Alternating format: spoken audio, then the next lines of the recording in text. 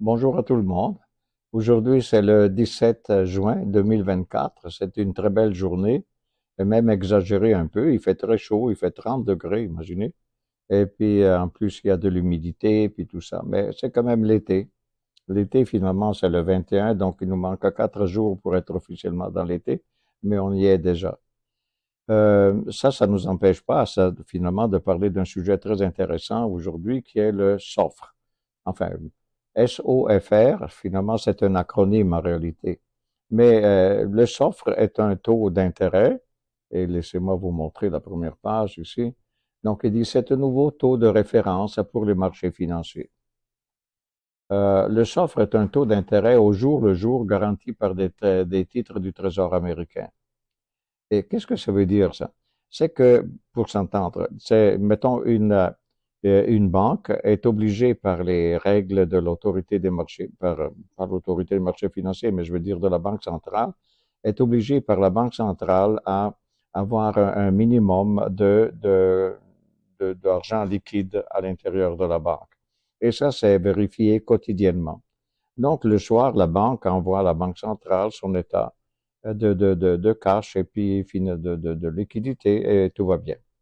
Naturellement, il ne faut pas que cette liquidité tombe pour des raisons, par exemple, la banque a prêté trop d'argent à droite et à gauche, je sais pas, dans la journée, puis finalement, il se retrouve à découvert, mettons, de 20 millions de dollars. Donc, c'est pas bon, ça, parce qu'elle va avoir une pénalité de la Banque centrale. Donc, qu'est-ce qu'elle fait? Elle demande à une autre banque voisine et dit, écoute, as-tu 20 millions à me prêter pour la nuit? Et parce que je suis en défaut de 20 millions pour ma déclaration quotidienne. Et l'autre banque dit, oui, oui, je te prête les 20 millions, voici, tu vas me donner un payer des intérêts là-dessus, naturellement, et tu me donnes aussi une garantie. La garantie, c'est, tu me donnes, mettons, un portefeuille d'obligations fédérales. Comme ça, je suis sûr que si tu ne me rends pas les 20 millions, ben, j'ai le portefeuille d'obligations qui équivaut donc aux 20 millions. Très bien, l'accord est fait. Et puis, voilà. Le lendemain matin, ben, la banque qui avait besoin de 20 millions, on n'en a plus besoin. Et donc, finalement, elle rend les 20 millions plus les intérêts qu'elle a payés, qu'elle paye pour cet emprunt pour une nuit. Et puis, elle rachète, comme on dit, elle fait le rachat de son portefeuille d'obligations. Et ça, c'est donc, c'est, quand il dit le soufre est un taux d'intérêt au jour le jour garanti par des titres du Trésor américain, ça se réfère à ce jeu-là que je viens de vous décrire. Il représente le coût d'emprunt d'argent d'un jour pour les institutions financières. Encore une fois, on vient de l'expliquer tout ça. Le soufre est calculé et publié quotidiennement par la Réserve fédérale de New York. Donc, c'est tout. Donc, ça vient donc des États-Unis. À présent, si vous regardez la deuxième page, il dit que le soufre, en réalité, est un produit récent. Et il est, pas les taux d'intérêt étaient là depuis toujours, cette histoire de racheter, de rachat des obligations, puis tout ça, entre une institution et l'autre. Mais le soufre a été créé en réponse au problème de manipulation du Libor. Mais c'était quoi ce Libor? Le Libor, c'était l'ancien taux de référence mondial. Il faut s'entendre que le Libor n'est plus là, finalement. C'était un taux qui a, pendant des décennies et décennies, était finalement la mesure, finalement, du coût d'emprunt d'argent en dollars US. Mais pourquoi des dollars US à Londres? Parce que là, c'était à Londres, le Libor. C'est que, finalement, il y a les États-Unis, à partir de la Deuxième Guerre mondiale, à la fin, ils ont finalement exporté énormément de dollars US. Et le dollar US est devenu la monnaie privilégiée, en quelque sorte, de réserve des banques centrales de la planète. Donc, finalement, il y a plus de dollars US, moi je dis peut-être c'est pas vrai, mais il y a plus de dollars US à l'étranger que de dollars US à l'intérieur des États-Unis. Finalement, il y a donc un marché de dollars US à l'étranger et ce marché était à Londres. C'est pour ça que Londres, les banques de Londres, quelques banques, offraient un taux. Ils disaient, ah, si vous avez besoin d'un emprunt en dollars US, finalement, voici le taux que vous devez payer. Ce taux-là, en réalité, il était offert, voyez-vous, offered rate, il dit. London Interbank Offered Rate. Ce taux-là n'était pas un taux réel vécu, c'était un taux proposé par des banques. Ça se prêtait à des manipulations et c'est ça qui est arrivé. Pendant des décennies, tout a bien été, mais enfin, de décennie en décennie, finalement, certaines banques ont trouvé, sinon les banques, des traders, si vous voulez, qui offraient ça, et ils ont finalement changé comment dire, comment dire, le taux. Au lieu d'avoir un taux qui était honnête, ils ont fait un taux un peu plus élevé pour faire gagner plus la banque et avoir plus de bonus. Le scandale qui est sorti à Londres a fait en sorte que finalement, aux États-Unis, on a trouvé que c'était mieux remplacer le Libor avec un autre taux qui était vécu déjà. Et c'était le taux, donc, comme je viens de dire, c'est-à-dire le SOFR. À présent, euh, parce que regardez, juste à la page 4, le Libor est basé sur des estimations subjectives de coûts d'emprunt entre les banques, ce qui le rendait vulnérable à la manipulation. C'est ce qu'on vient de dire. Le SOFR est basé sur des données de transactions. Le SOFR, finalement, l'actuel, le nouveau, est basé, lui, par contre, est basé sur des données de transactions réelles. Donc, c'est vraiment quand une banque prête à une autre, comme je vous ai dit dans l'exemple, et puis, enfin, il y a des intérêts là-dedans. Tout ça est documenté par la Banque centrale. C'est-à-dire, toutes les banques doivent déclarer, quand ils font ce jeu-là d'argent de 24 heures, il faut qu'ils le déclarent. Donc, la Banque centrale peut voir quel est le taux d'intérêt qui est implicite dans tout ça. Donc, s'il s'agit de transactions réelles, ce qui les rend moins susceptibles de manipulation. On ne peut pas manipuler ça, en principe. Donc, si on continue avec notre idée, euh, comment le soffre est calculé? Bon, le soffre est une moyenne pondérée en fonction du volume des transactions des taux d'intérêt, des opérations garanties par des titres du Trésor américain. Enfin, une grande phrase, mais ça on l'a expliqué.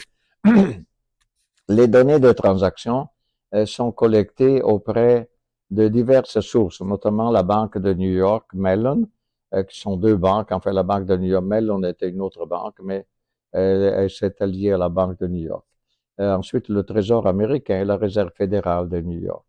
Ensuite, vous avez, il dit, le SOFR est publié quotidiennement à 8 heures, heure de l'Est. Donc, le matin, quand on se lève, si on est intéressé vraiment à ça, on pourrait aller voir quel est ce taux d'intérêt. Mais euh, à quoi ça sert? Parce que regardez, à quoi ça sert finalement ce SOFR? Euh, regardez, il vous dit à la page 6, le SOFR est un taux de référence pour une large gamme de produits financiers. Donc, les prêts, quand disons, la planète entière prête de l'argent à d'autres et puis tout ça, quel est le taux de référence qu'on a? On se réfère toujours au dollar US et on se réfère au taux, donc à présent le taux SOFR, qui autrefois était donc le Libor.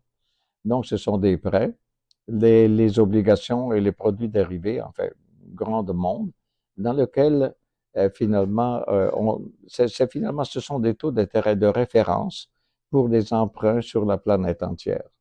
Que ce soit en dollars US ou autre, ben, il faut faire les autres devises, mais quand même, c'est une référence mondiale. Et donc, le SOFR a remplacé progressivement le Libor, qui est maintenant définitivement abandonné. Le SOFR contribue à accroître la transparence et la robustesse du système financier.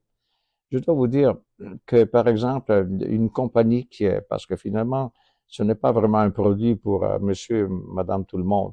C'est un produit institutionnel, c'est un produit pour société, pour des compagnies. Imaginez une compagnie qui emprunte une compagnie qui fait des tables, par exemple, emprunte de l'argent de la banque. Et cet argent de la banque, la banque lui prête de l'argent, et en lui prêtant de l'argent, mettons 10 millions, en lui prêtant 10 millions, elle veut que la compagnie paye paye un taux d'intérêt là-dessus. Le taux d'intérêt à payer, c'est un taux d'intérêt variable, rapidement, c'est adapté à la réalité. Donc, imaginez si une compagnie, il y a 3 ans, empruntait de l'argent d'une banque à taux variable, mais avec la hausse des taux d'intérêt qu'on a connue pendant 2 ans, et finalement, ça faisait pour payer de plus en plus. Donc, finalement, au point qu'emprunter de l'argent de cette façon-là, avec un taux variable, ça pouvait être non productif du tout, et ben, ça ne permettait pas de faire des investissements qui rapportaient de l'argent vraiment, parce que le coût du loyer de l'argent était devenu trop élevé. Donc, à quoi ça sert, donc, ce fameux SOFR?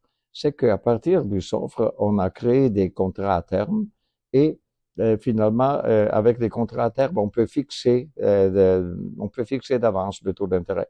Donc, la compagnie qui a emprunté de l'argent d'une banque et à taux variable, elle peut transformer ce taux variable dans un taux fixe.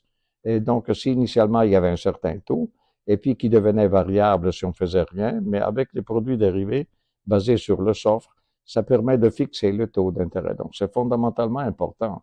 C'est vraiment un produit qui permet de fixer finalement le coût dans les entreprises qui produisent des biens et tout ça. En fait, c'est un grand discours et complexe, si vous voulez. En partie, si vous voulez en savoir plus éventuellement sur le sujet, vous devrez aller, par exemple, à la bourse au Chicago Mercantile Exchange, qui offre ces produits-là à marché à terme et vous donne des exemples d'utilisation.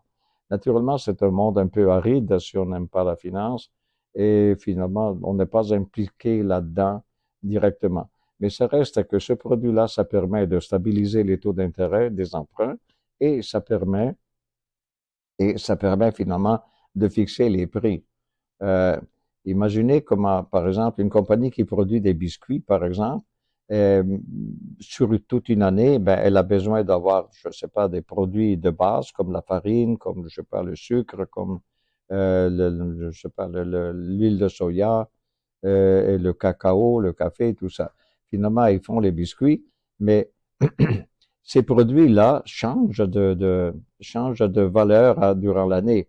Donc, on peut fixer le prix de ces produits-là avec des contrats à terme.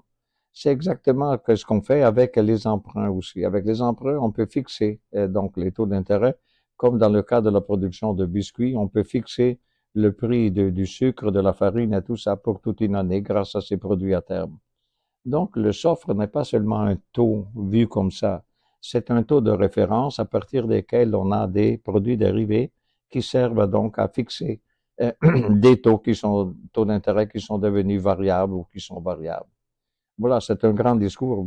Encore une fois, je vous suggère d'aller voir le Chicago Mercantile Exchange qui va vous donner des exemples d'utilisation du soufre comme contrat à terme. Et voilà, et c'est tout pour aujourd'hui.